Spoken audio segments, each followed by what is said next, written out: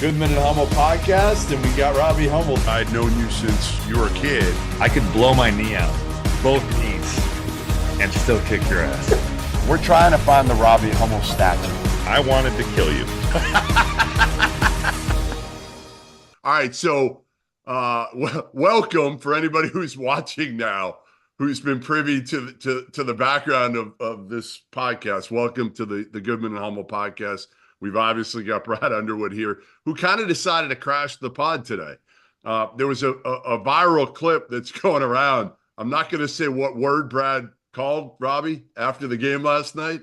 We'll bleep that thing out, but it was appropriate. It was appropriate. It was. I didn't go straight F-bomb. I just used the frickin' and it was, it was. No, I want to know what the practices were like when it was you and Hugs and Frank Martin. I think that would have been literally you wouldn't have made it through. Time. You wouldn't have made it through, Rob. Okay. Thank you, Jeff. It would have been all time. It would have been all time right there. Yeah. What you have to understand too, and with Hugs, every practice was 3 hours. Day before, day after was 3 hours. But the practices were the scores table was laced with Chex Mix, peanuts, M&Ms. There might be some chips, and then there was always going to be a cooler of diet soda.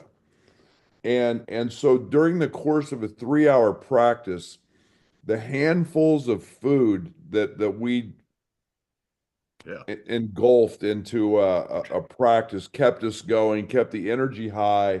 The caffeine was running at an all-time high. And it was, you could work out for 2 hours a day and still gain 50 pounds, which I did. Frank did too. Hey, back then, Frank was a little hefty back then. Yeah. Well, before Frank got sick and had his pancreatitis, I mean, now he was well over 3 bills, and I'm not trying to,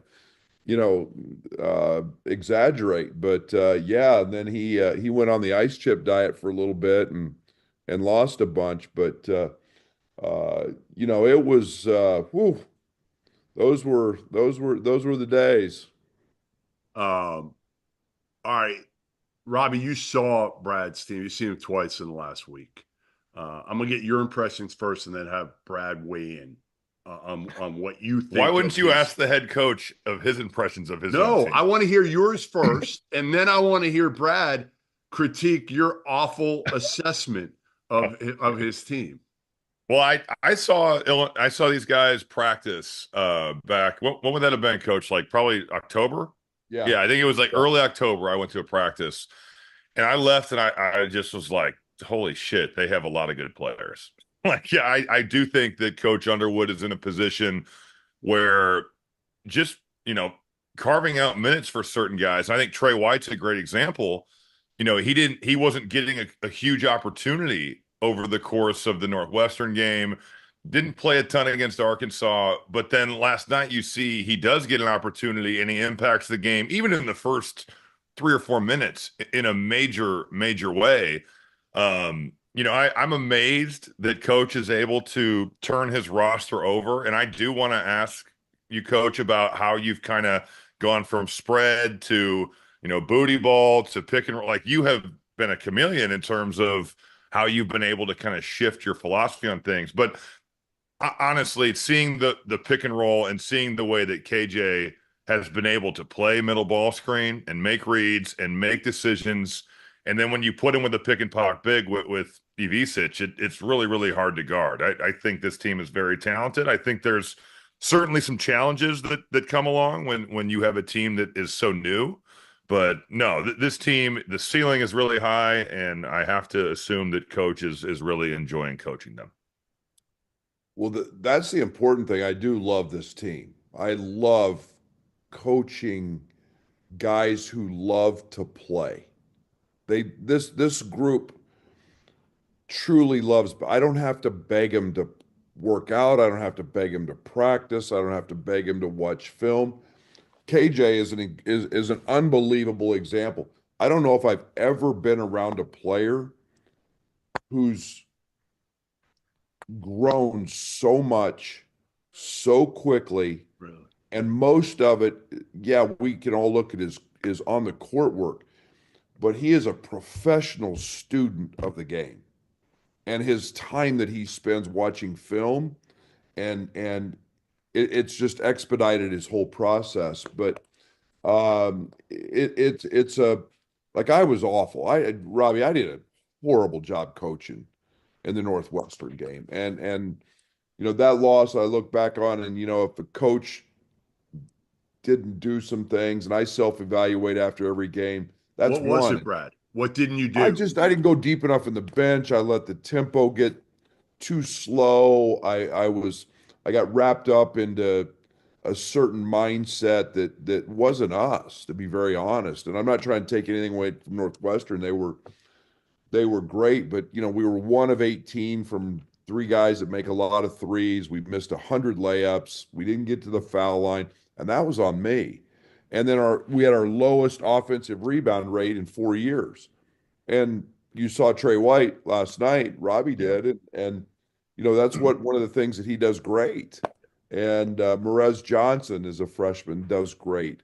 And all of a sudden, we're just we're playing like a 1980s team instead of the way we wanted to play. And but this group does have some pieces. I love we're trying to teach them how to be competitive. We play hard, but there's a difference. And how to get a competitive rebound. You can just go block out, but sometimes you got to go get the frickin' ball too. And those are competitive plays, and dive on the floor and understand what that looks like. And the thing I have got a great appreciation for is we've gotten better sometimes in a game half by half. Sometimes it's day by day.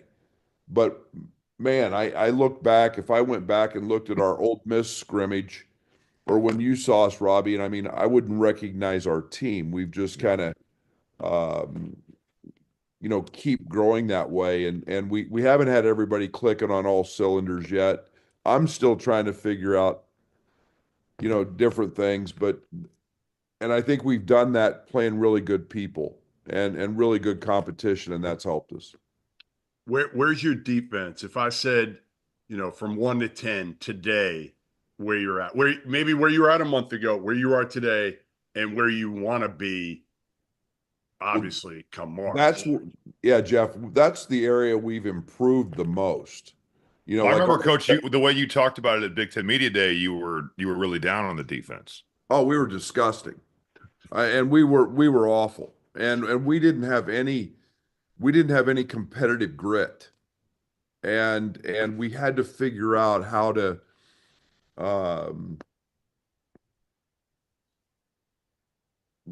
Kylan Boswell is really, really good defensively. He's strong. He's physical. How to utilize that, what that looked like. Could he guard a Tanjay like he did last night, or was it just going to be point guards? Kasparas has probably surprised me way more on that end than he has offensively.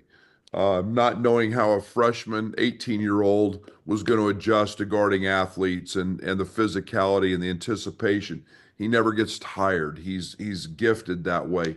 He's physical. And then we've seen, Trey White become a guy that's taken a lot of pride in that area as well. So we've grown. I thought we did a really good job last night guarding three really good perimeter players.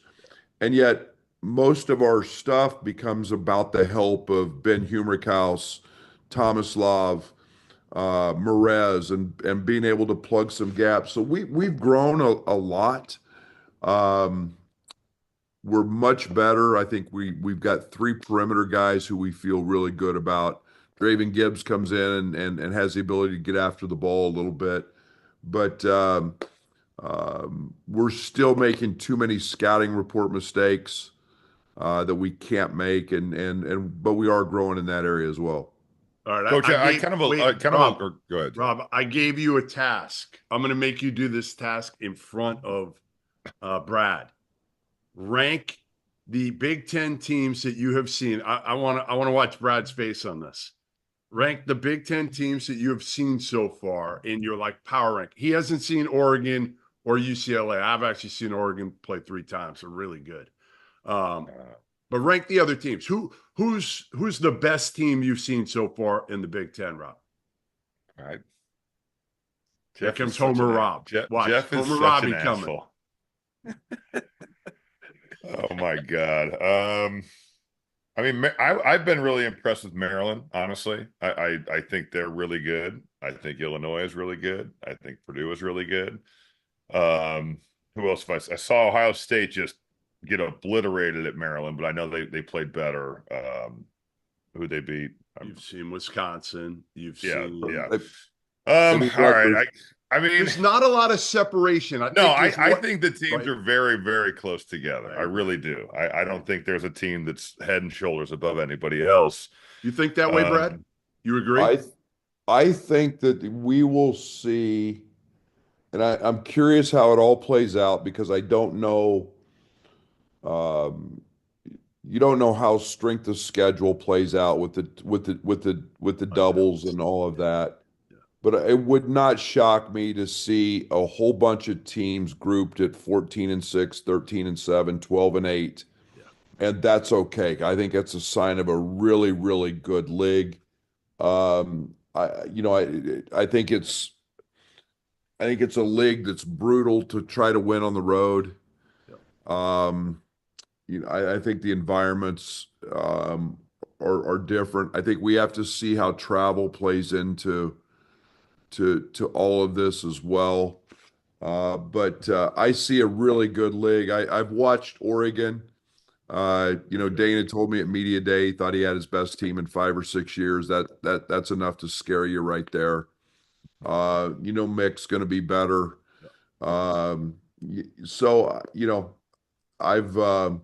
I purposely don't watch a lot of Big Ten games during the season because I'm going to watch them on film. But I just think top to bottom, this league is loaded. And to be honest, you start looking at the computer rankings, and they pretty much play that out. Yeah, Coach. Why I alluded to this earlier, but why have you been able to change from year to year? Why has it been spread one year and then booty ball last year? Or even defensively. I mean, I remember when you first got the job and it was like up your line, force everything to the rim. We're going to play to force turnovers. And now you're a team that backs off. Why has it been so easy for you to do that, but still have teams that are capable of going deep in the NCAA tournament? Robbie, and you played in this league. If I had stayed denying and overplaying, I would have never won a road game in this league. Ever. Right.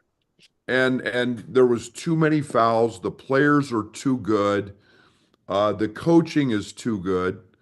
That had to change. We couldn't play that. You can't play that way in this league with the caliber of players and coaching. Those first 2 years we started every game down 8-0 just because we fouled so much. Yep. And on the road, you're not getting those calls. They're gonna go against you. So I would never win. That change was, pretty much mandated that I do that if I ever want to keep my job and try to win. The offensive side is, I've never had a problem. Our system stays the same. We're still trying to play fast. We're still trying to score. It's just we've had to tweak because of personnel. If I had, we had to find a way after the Cal game last year to utilize Marcus Domask. He's a good player, and all of a sudden we start. Here's a guy who can handle it. He's not a great shooter. But he's a really good post player, and now we found a way to play, and I've always just tried to adjust to the strength of our players, yet utilizing speed, utilizing shooting. When we lost Kofi, Robbie, I had to make some changes, just in the way I recruited. I knew I wasn't getting another Kofi. Just like Matt's probably never going to have another Zach Edey. Yep. And so you have to look and say, well, how can I win? And we were really small. I mean, we started DeMonte Williams at 6'3" or 6'4", a lot at the power forward spot. We could get away with it because we had the wall, we had Kofi. And so we had to go get bigger wings. We were not great shooting teams then. So we've kind of switched our philosophy in recruiting to getting positional size, shooting, and now we've just kind of, and I call it modern basketball for lack of a better term, just trying to shoot threes, trying to rebound them like crazy, trying to get to the foul line and then shoot paint twos. And we're still growing in that area. We're getting better, but I've actually really enjoyed it. To me, that's the fun part of coaching, when I don't have to look at last year's play card and say, "Oh, we're going to run this and this." No, it's I spend the summer studying it, and we've studied a lot of NBA stuff, and It keeps you that's the part. fresh, right? I mean, it keeps you kind of motivated and not getting stale and Absolutely. bored. Absolutely, Jeff. There's no doubt about that. And I mean, and I got a staff that I encourage them. Please bring me stuff. Let me see it. Give me your explanation of why you like it, why you think this and this and this. And it's I might be the most least creative person on the planet. But I've got guys that are really creative, and let's change and let's figure it out. And I have certain non-negotiables, but it's pretty fun, to be honest, and to see if it fits, and if it doesn't fit, we change it and That's right. we go to something else. Do you miss spread though, Coach? I remember watching the team to Stephen F. Austin. I know it's near and dear to your heart. So do you miss running spread? I try every day to incorporate some level of something out of spread.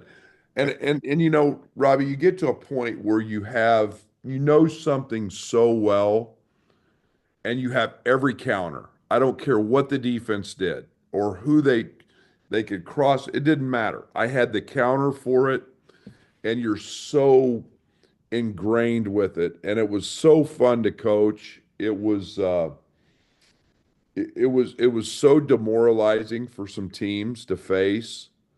But yeah, and this team would actually be really good running it with Thomas Law being able to shoot it like he does as a 5-man. But it's a heck, that was fun, man. But I assume it would take a long time to implement. If you talk about how they would be good at running it. It would take some time to get them to be comfortable and good at it. Yeah, I would have had to start it in June, and then by January, and especially to get the counters and the reads, and it's amazing how difficult it is for players today to play without the ball. Yeah. And there's and it's so much cutting and read, but man, we got pretty good at it even our second year here. And when we had LaRon Black at our first year, I mean, LaRon became an all-league player in it as an undersized 5-man. But man, it was hard to guard. It was different. That part I miss, because it was something truly other teams had to prepare for, because it was so unique. You tell us when you have to go, because I know this was kind of a just spur of the moment thing, but I got a couple that I really want to hit you with here. One is your son with Tyler, coaching with Tyler now. And I've kind of watched him grow up over the last few years. And these are, as you get older, they're the coolest things to see. And now I hear it even with my daughter getting into women's college basketball, nepotism. And I'm like, I get it. But they got to be good. And your son is really effing good. Like, really good. I mean, So yesterday, I got a text message, or my son got a text message from a friend that he grew up with in Manhattan, Kansas. And I don't know if you guys have heard that, we had a football coach that went to bed one night and the next morning he didn't wake up. Name was Dana Demmel, and Dana was at Kansas State as a football player when I was there. He was back there as an assistant coach with Bill Snyder when I was there. Tyler and his son was a terrific football player, but a terrific athlete. And they played together in summer activities. And Dana was just an incredible human being.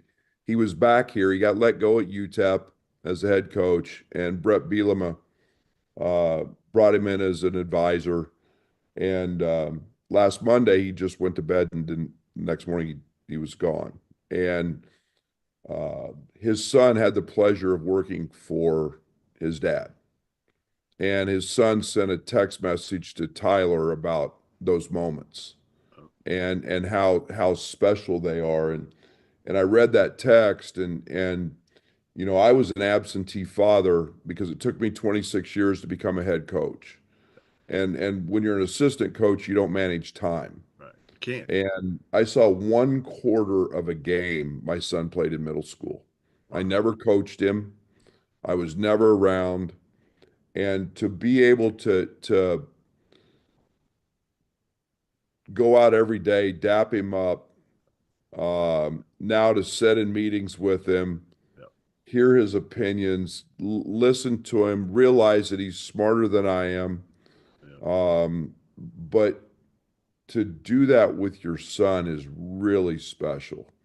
And it's something I don't for 1 second take for granted. It's made us I mean, we were really close anyway, but it's made us even closer.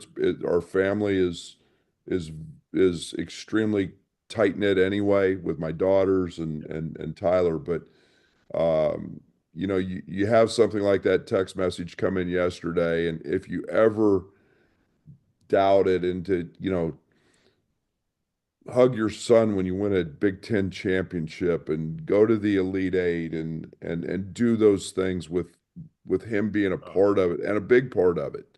Huge. You know, we truly have to understand what's important in life. And sometimes we put way too much emphasis on winning and losing a game. And that's not it. What I get to do every day is pretty cool. All right, I'm gonna keep it heavy. Yeah. Here because I Yeah. don't want you to cry or anything. But the hardest part for me last season, there was one thing that was very, very difficult for me to deal with as a reporter, and it was the Terrence Shannon Jr. situation. I had sat down with him, if you remember, Yeah. days before everything came out, and you know what I thought of Terrence. Yeah. Sweetest kid in the world. Yep. And as a reporter, Brad, it's hard to know how to handle these things because I can come out and say, hey, my personal relationships are this, but obviously we know there was something that got to trial. And I always say, if there's an accusation, I'm not touching it. I'm not writing about it. I don't want to write about it but if it becomes something where obviously charges are filed, we have to report on the facts of this thing. How difficult was it for you to watch this thing unfold the way it did, to go through it all year? You couldn't really comment at all. And then he gets found, obviously, at the end of all this, not guilty. What was this whole situation like for you as his coach and somebody who knew him so well? You know, that was in layers. That there were different moments of that whole process, and you to say it didn't entail every emotion, but the one thing that happened when Terrence came back and played, I have never seen a group of guys, his teammates and coaches, happier, because it speaks volumes to how he was as a person and as a teammate. And then to almost get angry sometimes at the things crowds said and people said, but yet you can never say anything. But to see how he handled it, much better than I would have handled. I mean, he truly never let the crowds and any of that just no show. I mean, where it showed, but his concern was mostly for his mom sitting in the stands.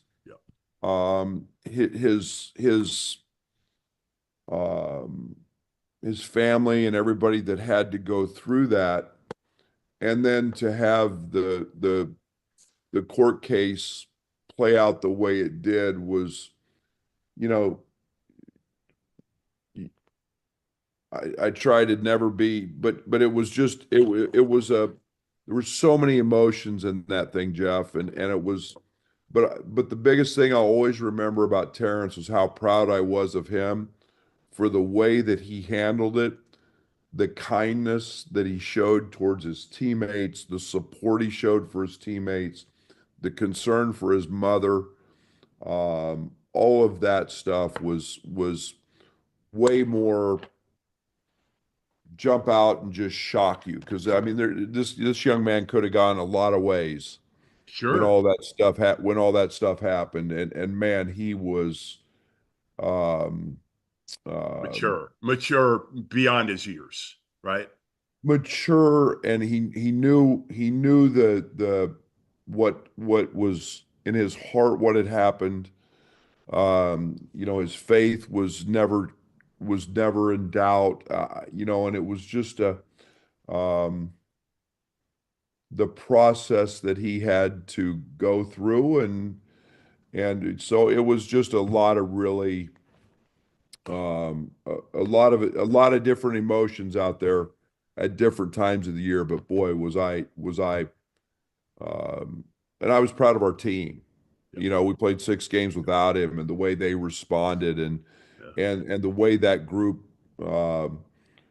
it's very hard for 18 to 22-year-olds to not say anything on social media when they're talking about a teammate or anything like that. And just the understanding that group had was pretty special. All right, Robbie, finish it off. Last question. Lighten it up. Yeah, I'll try. Coach, the number one team in the country comes into Champaign Saturday. What are you excited about, and what do you guys need to do to beat Tennessee? Hell, Robbie, you said lighten it up. Well, okay, all right. I would assume it was playing great for the Bulls. Yeah. How proud are you of him? We'll answer the first one. First of all, I'm extremely proud of Io. Triple-double the other night. And, yeah, he was awesome. And he's he's great. And there's, Robbie, being around him as well, with the Bull. I mean, there's nobody that works harder than that young man. So he deserves, but not a better guy either. There's not a better guy than Io, man. He deserves everything that comes his way. Yep. We sit down and we put this together because Rick Barnes, who he is, the successes his teams have had every stop. Doesn't matter. He finds winning, and winning finds him, and he's tough. His teams are always good. We played him last year in a game that was that was a hard fought game. We were still trying to find ourselves a little bit at that time. In a great environment in Knoxville. Now I looked at it as, hey, playing Tennessee and playing Rick Barnes is going to help us. It's going to make us better. And so the series was awesome. It's great for our fans. It was great for their fans. Neither one of us shy away from playing people. It just so happens now they're number one. And that's exciting, and they're good. I'm still in the diving into them process, but Zakai Ziegler's been in there for 20 years and seems like it anyway, and Rick just keeps finding shooters and scores, but they're so tough defensively, and it should be a great environment. It'll be a big game here in Champaign, and it's nice. I'm really excited, guys, to be able to. I'm a huge fan of playing these games on campuses. No, and thank you for doing that, honestly, because it's what we need, man. We need that. The game needs it, and we played too many neutral sites, and we played one against Arkansas and neutral, and we do that, but played Alabama in a neutral, but it's great to have him back on campus, and it made a lot of sense, and we know win or lose, we're going to get better, and that's the one thing that as you work here in early December, it's all about getting better. And you play a Rick Barnes team, they're going to make you better and they're going to make you work. And we're going to find out, what's easy, what works, what doesn't, and they're going to challenge you in a lot of fronts. All right. Well, listen, get to watching some Tennessee tape. We don't want to take up too much of your time. You're gonna. That's the headline matchup on a Saturday that's loaded, Brad. You got the headline matchup, so I can't wait to see it. And hopefully, now you don't have to see Rob for a little while. I don't know when his next game is. I got him Saturday. Oh, come on! Are you? Hey, what kind of pizza do you want? And that pepperoni was pretty good last night. So if you got another one, I'll eat it. They should give it to him in the middle of the game, Brad. Just have him deliver the whole pizza to him in the middle of the game, so that the play-by-play guy, just as he drills some tomato sauce down his suit. Yeah, that'd be good too. My white shirt is just covered in tomato sauce. That's fine. Just never go on camera. Hey, the more that Rob is eating, the more that he's not speaking, which is better for the actual broadcast. Okay. Thanks, Brad. Appreciate it, man. We'll talk to you soon. See you guys. Thanks, guys. If you haven't heard by now, we have partnered with BetMGM for the season. We'll be using BetMGM lines to make all of our picks, and we'll have special offers for the listeners and the viewers. Download the BetMGM app and sign up using the bonus code FIELD. Deposit at least $10 and place your first wager on any game, and you'll receive up to $1,500 in bonus bets. Go download the BetMGM app and use the code FIELD today. Now that the college basketball season is in full swing, you need to make sure that you have access to the best betting tool on the market, the Rhythm app. Spelled RITHMM, is a data-backed app that uses AI and analytics to identify inefficiencies in betting lines and the player prop market that will allow you, the user, to profit. You can create customized, analytics-driven betting models tailored to your personal preferences as a bettor. Users have access to up-to-the-second against-the-spread data. And if you're like me and you understand pictures better than numbers on a screen, Rhythm's internal trend analysis provides you with the kind of graphs that will allow you to evaluate past results and project future performance in a visual way. Every Division I college basketball team is included in the Rhythm's metrics. Free subscribers to the Field of 68 Daily will get 25% off for a Rhythm subscription. Use the QR code on the screen to sign up or download at the link in the description. Now that college basketball season is back in full swing, I need to remind you guys about our partners over at Autograph, where the real college hoops fans reside. The Autograph app curates all of the best content for every sports fan and every sports fan's favorite team. Podcasts, blogs, analysis. It's all there without the nonsense from the talking heads that don't actually watch the games. And there's a bonus. Consuming content on the Autograph app earns you coins that can be redeemed for rewards for things like no-fee tickets or signed jerseys from your favorite players. There are a couple new features in the app that I need to let you guys know about as well. Autograph Replay gives you a quick hitting summary of the previous day's news so you can keep track of all the important things going on with your favorite teams. And Autograph Rooms allows you to chat in real time with the true voices of fandom within your team's community. So go to the link in the description or scan that QR code on your screen and download the Autograph app. None other than Brad Underwood coming on here, ripping on you. That's what it's all about. Like, we bring on anybody that will rip on you, Rob. Like, anybody that will get to that level is welcome on the pod. So if you're listening, anybody. I mean, anyone that would make fun of me can come on. Huh? Yeah, I mean, listen. But you bring the worst out in people. You spur people on. Like, that's the thing. You truly do bring the worst out of that. But no, I very much so appreciate. So because my dad went to Illinois and played tennis there. My grandfather was a professor, chemistry professor at Illinois. My uncle still is a professor at Illinois. So we were in Champaign a ton. So that pizza place is like the spot. We would really always good. get it. Oh my God, yes. Papa Is it Del's better than the deep dish Chicago? I'd like, put it what up would there you with prefer? I think they're different. Like, Lou Malnati's really good, Pequod's really good, but Papa Del's I'd put right there with it. It is. My brother has had me pick up pizzas to bring back to Chicago Really? for him. It's that good because he likes it that much. But yes, that was really nice of them to do. I very much so appreciate that from the Illini, and that pizza is almost gone. Almost gone. You took the whole pizza home?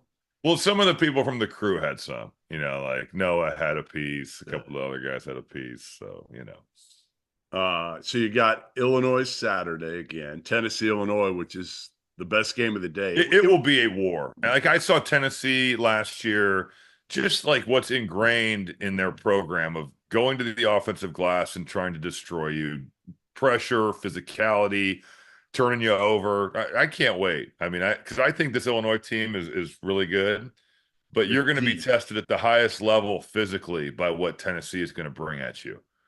Tennessee only had 7 guys. I think 7 scholarship guys that played last night against Miami. Chaz Lanier's been really good. Chaz Lanier's been the second. Awesome. Maybe, honestly, he might be the best transfer in America right now. Because John Tanjay has kind of leveled off. Illinois did a great job guarding him. Like Kylan Boswell, Brad mentioned it. Holy shit. Just he's the physicality. Like Boswell blows things up. They set a ball screen on him last night. He just said, no, you're not setting this. Just wills his way over the top. He's a stud. He's not shooting it great. Made a couple last night, but how good is KJ? How good is this kid? He's a lottery pick. I think he will. I think the way he plays pick and roll at his size, shot making, the tough shots that he's capable of making. The turnovers will have to be reined in. I talked about it a little bit on the broadcast last night. When I was rooming with Evan Turner for USA Basketball back in 2009, we would talk, because we didn't have a TV in our room. We had 3 beds, 3 dressers, and that was it. So we had a lot of time to talk to each other. It was me, Deshaun Butler, and Evan Turner. What a trio that was. Oh my God, dude. And then this is before I get to that. So that was in the living room. No appliances in the kitchen. These were like unfinished flats that they got behind on, and there was nothing. No Wi-Fi.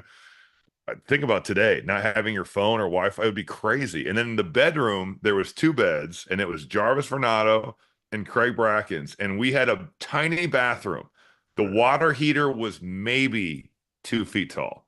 So if you didn't get the first shower after the game, your shower was going to be ice cold. So it was a mad dash to the showers. It was, Bo Ryan coached the team. It was an experience. But I just remember talking to Evan and him being like, because he was struggling with playing for Bo. Because he'd turn it over once, he might come out. You turn it over twice, you definitely were coming out. Right.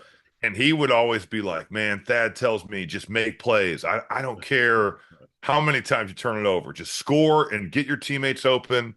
And I think Brad has taken a little bit. I asked him before the Northwestern game. I think Coach Underwood has taken a little bit of that mentality. And again, you're not saying like, all right, throw the balls off the wall. Like, it's relative. But I think he's saying, man, as long as your decision-making is sound and you can explain to me what you're seeing and you're doing it with aggressiveness, I'm for it. Like, make plays. And his turnover numbers have been a little up, and that's something that he'll have to keep, I think, being mindful of. But, man, he reads the middle pick and roll as well as anybody you're going to see.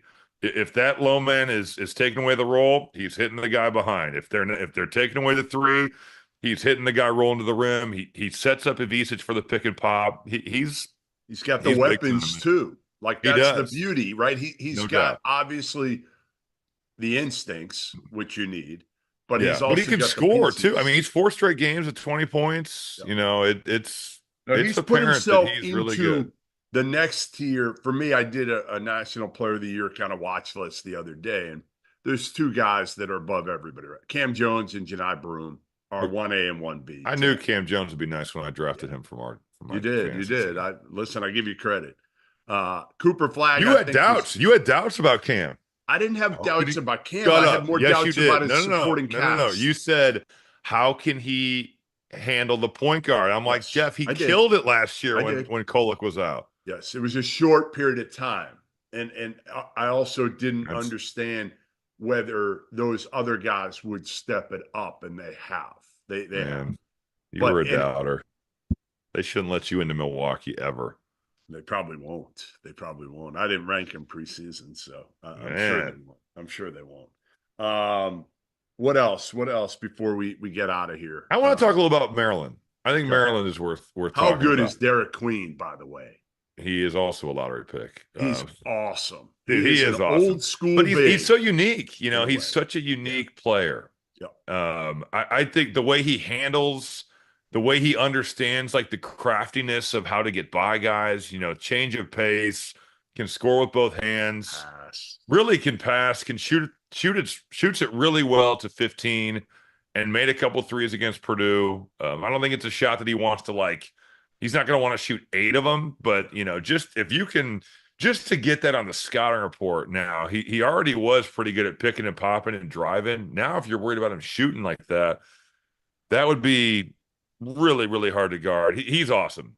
But I think Kevin Willard has done a tremendous job of restocking that roster, of not being talented enough last year outside of Junior Young in the backcourt. Like Jacoby Gillespie is awesome. Under control, but has the burst to get places, can score it, plays hard, good team guy. Yeah, I like him. I like Rodney Rice is capable. He's a capable scorer. Selton Miguel, two-way player, really good at USF last year. So I like what they've done. And they still guard you, but they are so much better offensively. So much better. That Purdue game was awesome. High-level college basketball game. Hey, speaking of bigs who can pass, I know you didn't see the game last night, but Michigan-Arkansas was a Danny blast. Wolf. It was a blast. I assume a lot of 4-on-5 pick and roll again? Oh, a ton. I mean, it was There crazy. has been more big on big or just big pick and roll in the Big Ten this year than I have ever seen. I mean, Danny Wolf is a 7-foot point forward, whatever you want to call him. He is their best facilitator, their best decision maker, their best, whatever you want to say. He was ridiculous. I mean, I think he had 14, 9, and 9 last night. I did the game at Wisconsin. They won, and he came down right in front of us and kind of went in and out behind the back. And I'm like, I've seen a few people on this planet do that are that tall. It's like Kevin Durant. And the list gets pretty short from there. There's just not many 7-footers on the planet that can handle the way that he can handle. Yeah. And Michigan, I didn't get to watch, but I saw the turnover numbers crept up again. That's going to be a concern all year long. I know Coach May felt like they were trending in the right direction, but as fast as they play, they get loose with that basketball. But they're fun. That was the problem, Rob. They got off to a great start. Then they started playing careless. And Arkansas will do that to you. Arkansas turns you over. Yeah. They've got athletes. They're trying to force turnovers. But no, I think Michigan is a fun team with Golden, and you've got Wolf and Trey Donaldson, and there's just Roddy Gale. I like their group. I think Dusty May's done a great job, of getting that back on track quickly. But Wolf is, man, that dude, he's awesome to watch. I will say the one thing that stood out to me outside of, holy shit, this guy's skill set is so good. He plays his ass off, man. He rebounds. He plays hard. Yes. He competes. I really like watching Danny Wolf play. I saw him last year at a practice at Yale preseason, and they said to me, they're like, you got to watch this kid, because the year before his freshman year, he didn't play a ton. He wasn't great, and they're like, you got to watch this kid. And I'm like, holy shit! He is super skilled. I saw him in the NCAA tournament last year in Spokane. And, Poulikitis was so amazing against Auburn. It was like, I think Wolf was maybe in double figures both games, but it was like, all right, if he was to transfer, he'll be a nice player. But he's more than a nice player. He is balling for Michigan. All right, so you avoided the question. We're going to end with this. I don't know if I have an answer to it, honestly. You've seen, I'm going to read out the teams, and you tell me who you've seen so far. Indiana. Yep. Michigan State? I've not. I've watched them, but I've Michigan? Yep. Maryland. Yep. Penn State. No. Purdue multiple times. Illinois multiple times. Iowa. I've not seen Iowa yet. Northwestern you've seen. Ohio State you've seen. You haven't seen Rutgers. No. You haven't seen Nebraska. No. But you've seen Wisconsin. All right, so you've seen 8 teams now. Indiana, Michigan, Maryland, Purdue, Illinois, Northwestern, Ohio State, and Wisconsin. You're going to rank them right now from 1 to 8. See, but this is not like if you're doing a power rankings, this is not possible because they've all beaten each other. I'm going to ask you, it's not like a power rankings of who's beaten who. It's a Robbie Hummel rankings of if you were drafting a team. I don't want to do this. This is like when I watch Andy Katz make his power rankings and people just freaking go in on him. I don't want to do this. You're going to do it. No, I'm not. I might just, my computer's dying. Like, all right. Who is the team? If you have stock in one team, you got to bet the Robbie Hummel Mansion, which I know you put a lot of money into lately, in one team this year in the Big Ten right now that you've seen out of those 8. Who is it?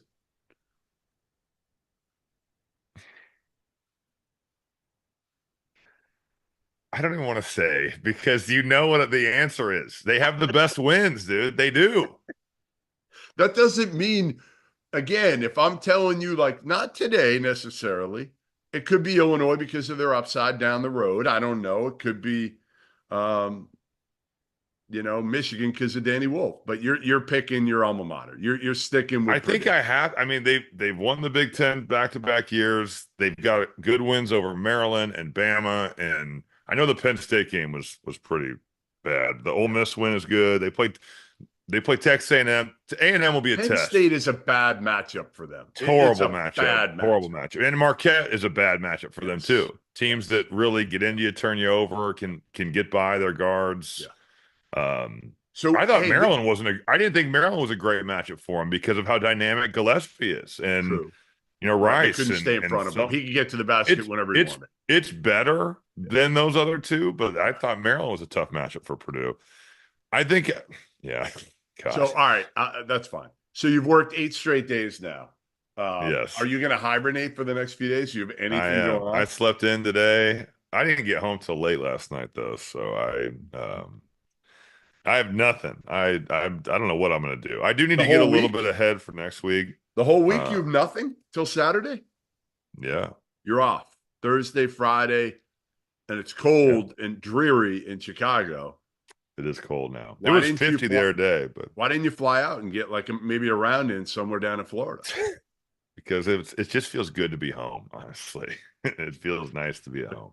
You don't know that because you're a homeless millionaire that just does whatever you want. I'm homeless. I am homeless. Must be nice. Must be nice. We're still debating what to do here, whether to buy here or buy back in Boston. We don't know. I mean, you haven't even. But you know what I'm saying? It does feel good. You like my shirt? I wore it for you. Yeah, it honestly fits you so well, especially with some of the questioning I was getting with Coach Underwood there. Like just the power rankings of him sitting there. I mean, come on, dude. Great. I love putting you on the spot like that. That was terrific. I don't like that question when it's just you and I. So I definitely don't like the question when it's me, you, and him. Like that's the thing. And he was just waiting. You know what I wish we would have gotten into? And I know it was kind of like this was an impromptu, hey, coach, you want to come on? And he's like, sure. Yeah. But he's been very interesting to talk to at shoot around the last 2 games I've seen Illinois about the issue, like where he wants college basketball to go. Yeah. And I don't know if you'd necessarily agree with some of the places he wants to take it NCAA tournament wise. He's definitely pro expansion. He is. And he's definitely got some interesting thoughts on the single elimination aspect of it. Really? But I wish we had time to have said, Brad, would you just kind of like pitch us on what you were saying at Northwestern and just to kind of talk about it? Because he is very pro evolving the game. And say you like his thoughts, don't like his thoughts, whatever. They are interesting. I had a conversation with Chris Beard it'll air here on Field of 68 in the next week or so. And I asked him the question, what would you change? And his answer was very basic but insightful and smart in that he goes, let's just find the like 6 people, the 6 smartest people, Coach K, Roy Williams, Jay Wright, Tony Bennett, those guys who are recent, like they were in the game until recent. Get them in a room and like get their thoughts on how to improve the game. Now that they're out too, I do think it's a little different. Obviously they want to change rules that are self-serving to them, a lot of them, when they're in the game. And I get that. Like the big school coaches are going to be like, yeah, expand the tournament and, because it will help them. But now they've watched it. So I think, like even Roy Williams, it was funny when I talked to him. I don't know if I told you this before, but I talked to him a couple of weeks ago at Charleston, and we were just shooting the shit about stuff. And he was like, yeah, in the first half, I never looked at the score of the game. I never, ever, ever looked at the scoreboard. I didn't want to know the score of the game. And now as a fan, he's like, all I do is look at the scoreboard.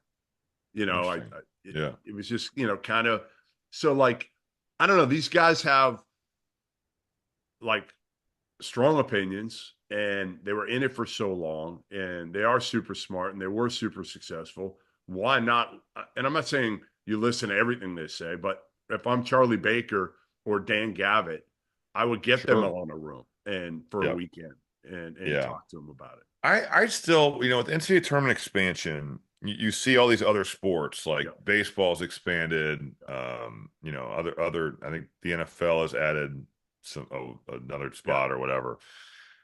I still just think there is something to be said about it's hard to make the ends, and it's not even really that hard. You just have to win some non-conference games and not just suck in your league if you're a power team. Right. So, like, I don't really think it is that hard. I was on 5 teams at Purdue. We made the tournament all 5 years. And I just think if you keep expanding, it does water down the accomplishment. Like that, because, there are, 68 teams get in and there's 350 teams in college basketball. So, like, that does put you in the top third of the teams in college hoops. And, the mid-majors have a hard enough time as is scheduling. Every scheduling advantage goes to the high major.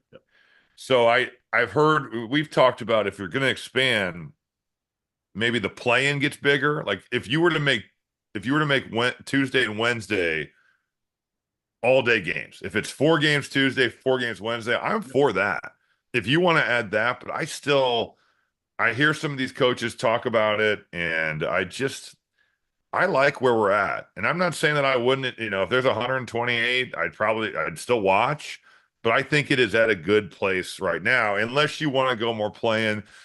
Brad Underwood has some interesting theories on after the first weekend. And he goes, don't touch the first weekend because the single elimination is awesome. Like it gives you upsets, it gives you drama, but he wanted to go second weekend as a best of 3. Wow. But that to me, how do you do it though, time-wise? Well, as long as CBS has the TV contract, the Masters is going to say you need to be done by this Monday. We cannot go past that. I just am also like, well, the best of 3 caters to the better teams, of course, and probably the bigger teams, right? I think the single elimination is what gives us NC State from last year. That gives us the ultimate story, drama, But FAU. but again. Right. You could agree with them. You could disagree with them. It is an interesting, it's an interesting thought because I haven't heard anybody say that before. So I wish we could have asked him, what his thoughts were on that, but I'm with you. I wouldn't mess with it. In fact, I would go back to 64 personally. I think 64 was. I do enjoy the appetizer of Tuesday and Wednesday. You know what? Dayton is sweet. Yep. The games have been pretty good. I'm okay with that. And even if they wanted to go more playing, I could live with that expansion. I don't necessarily want to see other expansion. No, I told you, my only way to do playing is if you make it intriguing. And the only way to make it intriguing isn't to throw, the 13th place team in the SEC against the 10th place. They've had team their in the chances. Big 12. That's how I look at it. They have had every chance. If you're in the SEC, the Big 10, the Big 12, the Big Or give East. them Drake. Like like, let's say Drake doesn't get in, they don't win the Missouri Valley, but they've obviously already had a hell of a year. Yeah. And they or last year's Indiana State. Who didn't want to see those guys in the NCAA tournament? Exactly. Like Exactly. that would have been awesome. But you know what the sad thing is? Small alumni base ratings don't matter. Like they don't rate. No, so that's where it's like the tournament will never look at that, even though it should matter. Like, hey, they're fun, they're good. They didn't have the opportunity to really play anybody, and they didn't win their conference tournament. But that's not what moves the needle, unfortunately. All right, go back to sleep. I'm sorry to have to get you up early. Early was dude. The funny thing is that you watch games from your couch and you play pickleball and you just screw around on the beach and eat nice food, and then you have the audacity to say that to me. Yeah. Actually, pickleball. I left after 2 games. I was so bad yesterday that I just packed up and left. You know why you're so bad? Because you're not any good at any sport. You keep ducking me. You and Shire. I listen. I was down at Duke last week after they beat Auburn. Oh yeah, because John has nothing better to do than play fucking pickleball with you. He's the head coach at Duke. The two of you are so scared of losing to me, a average. You're talking about 2 50s. guys that come from the toughest AAU programs in the country, the Illinois Warriors and the SYF players. You'll continue to duck me. Maybe at the Final Four, we'll try to figure something out with me and Mark Few against you and Shire. All right. Well, you'll probably be like, John's coaching tonight in the Final Four, but I think I can get him to play pickleball with us this morning. No, we won't.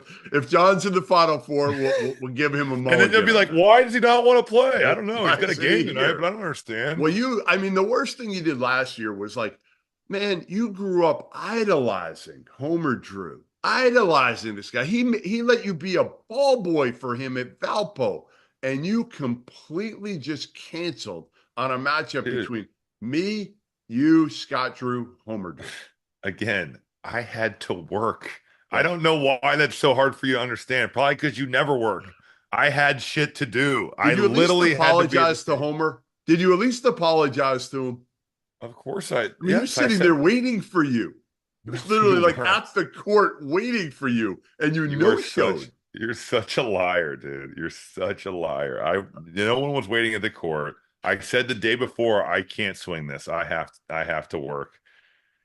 All right, go to bed.